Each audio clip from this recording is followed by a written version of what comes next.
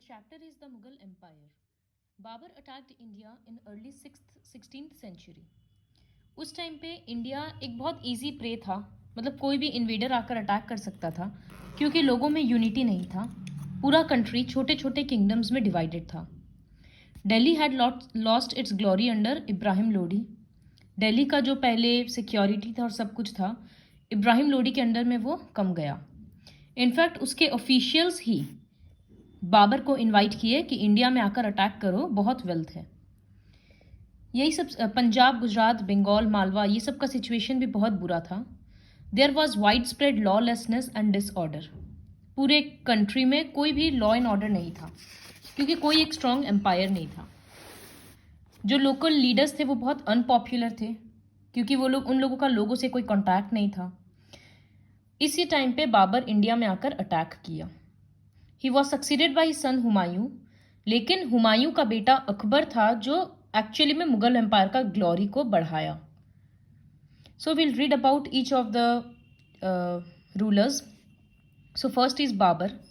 Zahiruddin Muhammad, commonly known as Babur, was the great grandson of Timur and a descendant of Turkish ruler Chengiz Khan.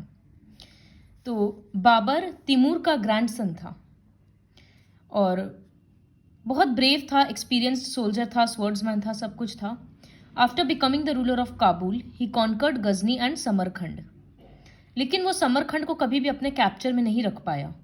Somehow कोई दूसरा आकर attack करता और समरखंड हाथ से चला जाता। और बाबर का टारगेट था कि पूरे सेंट्रल एशिया में अपना कैप्चर करे, सेंट्रल एशिया को कैप्चर करे। तो वो इंडिया की तरफ बढ़ा। इंडिया का फैबुलस वेल्थ से वो अट्रैक्ट हो गया था।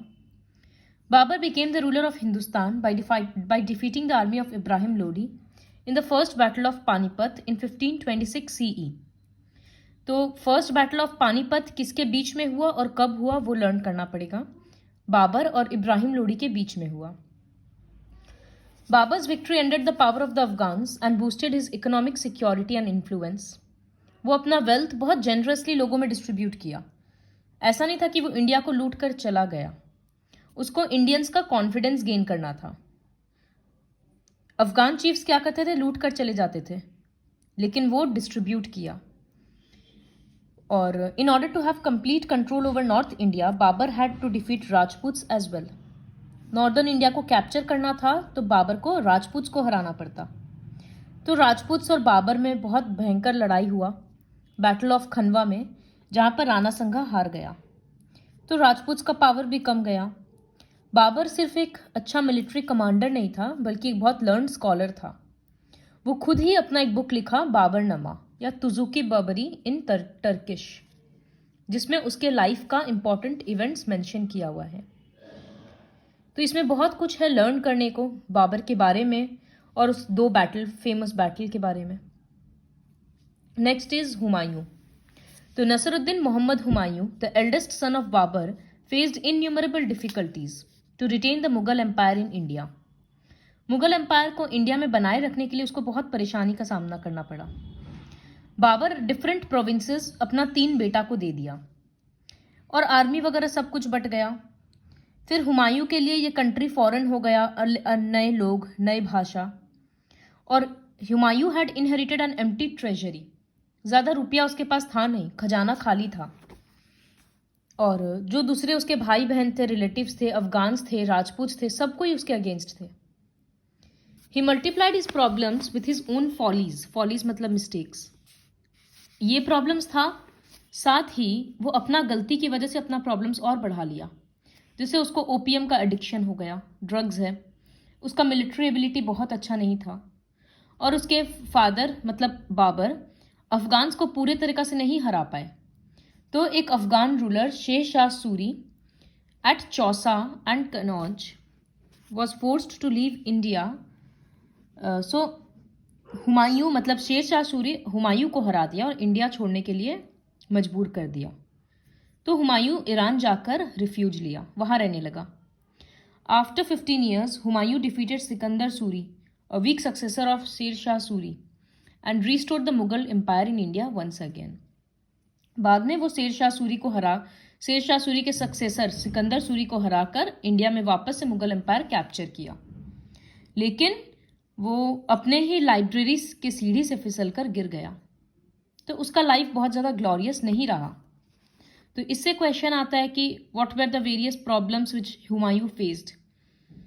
तो एम्प्टी ट्रेजरी एक होगा, दूसरा उसके रिलेटिव्स और अफगान्स का जो अपोजिशन था, तीसरा राजपूत अफगान्स के हाथ जो वॉर हुआ उसमें वो हार गया, फिर उसका ही ओपीएम का एडिक्शन, ये सारा ये सारा रीजंस होगा। Next is Akbar. Jalaluddin Muhammad Akbar ascended the throne at the age of 14 under the guardianship of Bairam Khan. तो हुमायूं का डेथ जब हुआ तो अकबर बहुत छोटा था। बैराम खान के अंडर में वो मुगल एम्पायर का रूलर बना, किंग बना। मुगल्स का उतना होल्ड स्ट्रॉन्ग नहीं था। Hemu Vikramaditya had defeated the Mughals and captured Agra and Delhi. In the second battle of Panipat, the Mughals under the leadership of Bairam Khan defeated Hemu. Hemu को हराया और आगरा और दिल्ली वापस लिया गया। बैराम खान को अकबर बहुत रेस्पेक्ट देता था क्योंकि वो उसके लिए एक फादर फिगर था।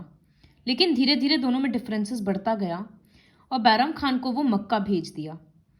तो मुस्लिम्स के लिए पिलग्रिम है ये मक्का, तो वो वहां भेज दिया। रास्ते में ही कोई बैराम खान का मर्डर कर दिया।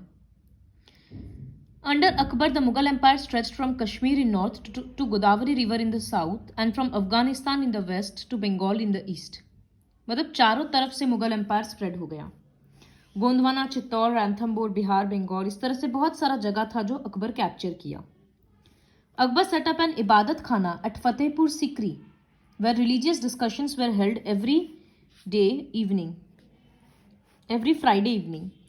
तो इबादत खाना में रिलीजन के बारे में हर फ्राइडे बात किया जाता था। ही स्टार्टेड दीन इलाही। दीन इलाही एक सोशो रिलीजियस पाथ था। मतलब उसका एम ये था कि हर रिलीजन का अच्छा पॉइंट डिस्कस किया जाएगा। वो खुद एक मुस्लिम था, लेकिन वो ऐसा नहीं बोला कि इस्लाम ही सबसे अच्छा रिलीजन है। वो सारे रिलीजन्स को रेस्पेक्ट करता था। तो हिंदुइज्म, क्रिश्चियनिटी, जैनिज्म और दूसरे दूसरे फेथ्स का जो भी अच्छा पॉइंट्स है वो डिस्कस किया जाता था, लोगों तक पहुंचाया जाता था, ताकि जो डिफरेंसेस है इंडियंस में और मुस्लिम्स में, इस्लाम्स में, वो कम हो। मुस्लिम्स में वो कम हो। तो जैसा कि हम लोगों को समझ आ रहा है कि अकबर एक्चुअली में बहुत अच्छा था। In 1605 Akbar passed away. He was buried at Sikandra 6 miles from Agra. जब वो गुजरात जीता था, कैप्चर किया था सक्सेसफुली, तो फतेहपुर सिकरी नाम का एक वो शहर बनाया था। शूले कुल और universal peace and harmony was an important part of Din Ilahi. See as it can be seen here, Akbar के अंडर में इतना था मुगल एम्पायर। तो कितना बड़ा एम्पायर एक रूलर संभाल रखा है ये समझ आ रहा है। अकबर के कोर्ट में 9 जेम्स थे, जिनमें से बिरबल का नाम तो सुना हुआ है और तानसेन का भी। तो you can just go through the names once. I'll continue the rest of the chapter in the next video.